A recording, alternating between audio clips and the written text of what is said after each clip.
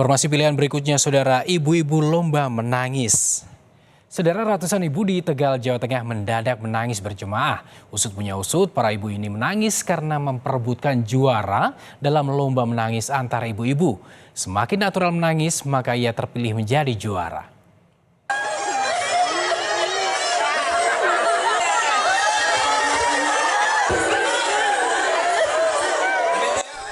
Bukanlah tangis ratapan kesedihan dari para ibu.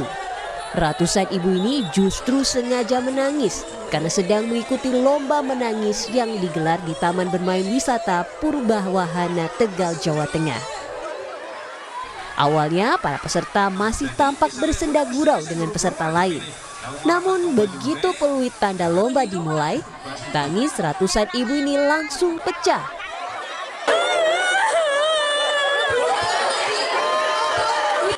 Mereka menangis sejadi-jadinya hingga berurai air mata.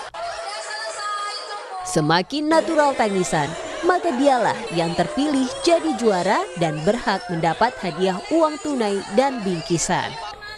Seorang pemenang mengaku untuk bisa mengeluarkan air mata, ia harus memikirkan kesedihan saat tak bisa tinggal bersama sang anak.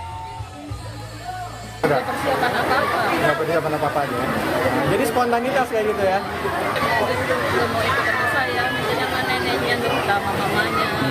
Jadi sih ikut sama si di neneknya. Giliran saya punya rumah sendiri, mau ikut sama saya. Tapi tak sedikit ada ibu-ibu yang kecewa karena tidak terpilih untuk mendapat hadiah hiburan. Ya kecewa, merasa nangis, mengeluarkan air mata banyak, udah dituntun terus buat dinaikin. Oh gitu ya. Pertama yang nangis kudu biru, nomor 2 ditarik sama mas yang baju hitam. Aku ke depan, tapi karena nggak naik ke panggung, Pak. Saya nggak kepilih.